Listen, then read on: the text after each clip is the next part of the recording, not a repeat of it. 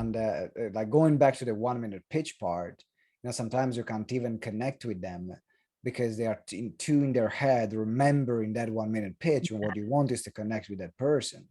So let's say I got one more question to ask around networking, because some people might be saying, oh, but it's good for you. I'm an introvert. I'm not naturally like stopping people. Like you said, stopping people on the street. I'm never gonna do that. I'm going to an event. I'm staying on my stuff, and I just don't like a lot of social situations. So what would you say around it? I would say that there are lots of people that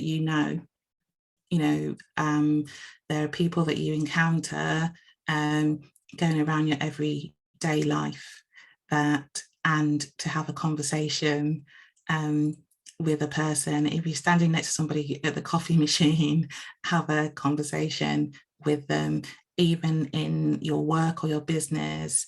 Who are you dealing with? Who are you? I have this thing about, you need to know the secretary to the cleaner in every place that you go. Have an interest in them, and because they know things, and they will be, I have a saying that there's nothing more flattering than attention. That if you give someone your attention, that is so flattering, and they remember it. And you can do that at the bus stop. You can do that. I've done it in the ladies' toilet. And you just, if you're in a space with somebody, engage. One of the things I'd recommend is, like on Facebook, on LinkedIn, they tell you when people's birthdays are.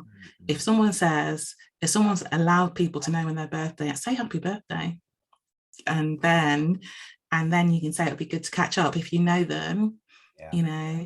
And people remember, oh yeah, so-and-so said happy birthday.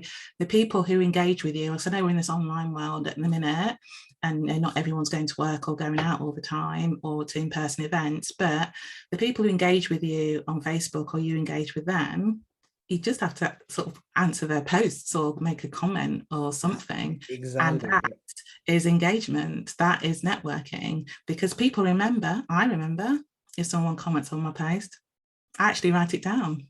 So, wow. You take it to an all new level. Because I don't want to forget.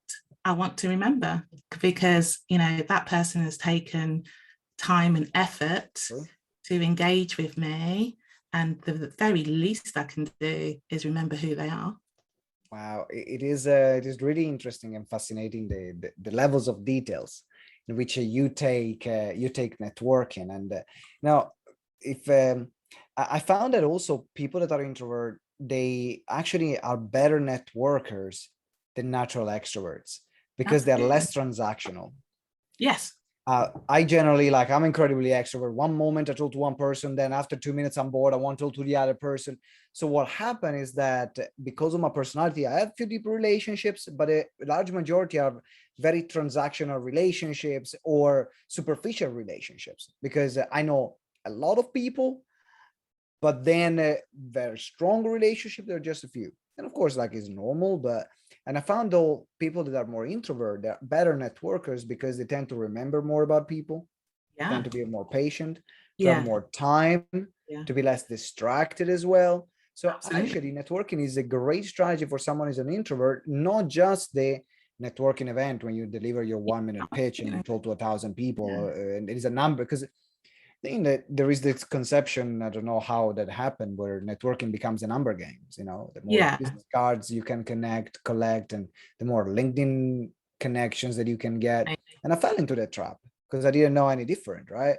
I remember, like, I got 14,000, how many connections? I think I have 14,000, 15,000 connections on LinkedIn, something like that. Yeah. Because I just wasn't interested in numbers. I wasn't interested in people. And then when I really understood about networking, I was like, oh, I did it all wrong. I just did it all wrong. It's not that it's all wrong. It's that numbers are just numbers, aren't they?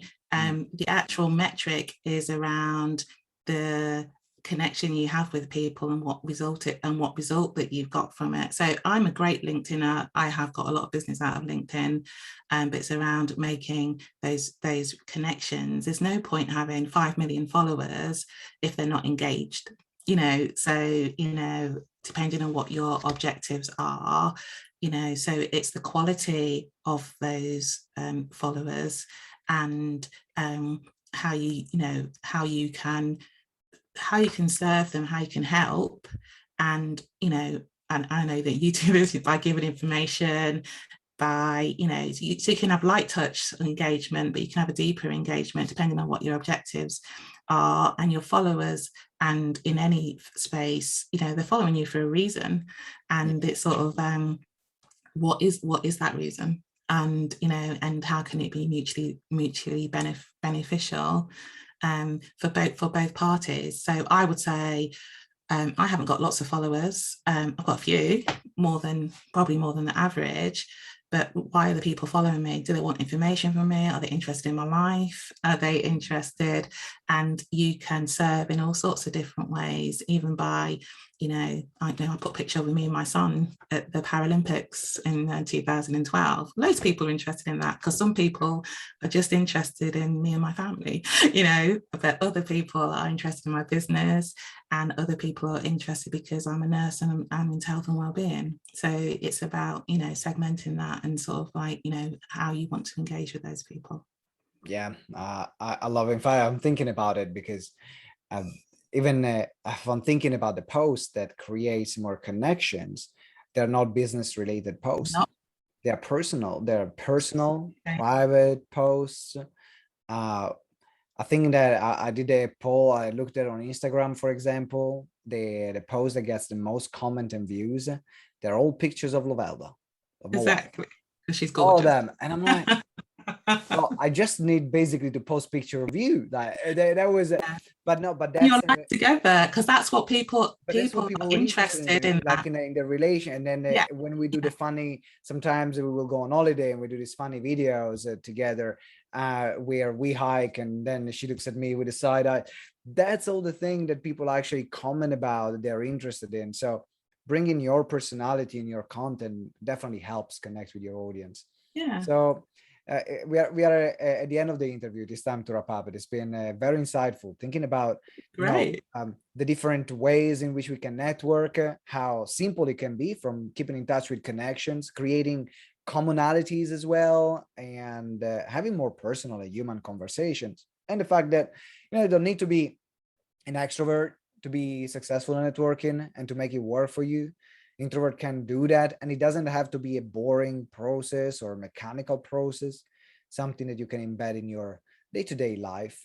So if people want to get to know more about networking, maybe about the book that you will be releasing, what's the best place to reach out to you? So my website, dawnjarvis.com, it's got, you can pre-order the book if you would like. I'm hoping to finish it quite soon, and be launching it in October 2021, because I know this will be on the internet forever. And also there is a summary of the chapters of the book there, just to give you a flavour of that, and that's at the same link at dawnjarvis.com. So that's where you can get hold of me, and if anyone wants to email me, I'm at dawnjarvis.com. Brilliant. So dawnjarvis.com, that's the link. Make sure you check it out. Go and check out the website, get in touch with Dawn. And if you have more questions about inclusion and diversity, for example, or as well networking and building your network, make sure to reach out because she will definitely be able to help.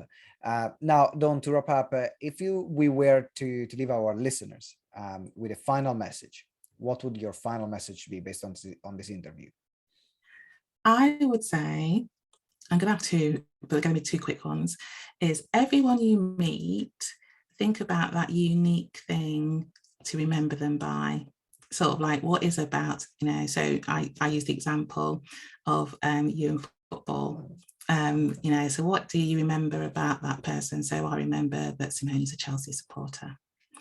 And the other thing that I would say is never close the door on anybody. You know, remember that you met these people, and that, you know, and find a way to keep that connection going, be that on LinkedIn, be that on Facebook, or, you know, a phone number, and have a, you know, a quick, you know, coffee, virtual if necessary, and so that people remember. And then, but don't expect anything, go into it with a giving heart. And I think that's the best thing I can suggest for people. And make note of the results, you know, so when you're rich and famous, think about, you know, actually it's because I spoke to somebody when I was standing next to him in the queue for the toilet. You know, that's how I met so and so.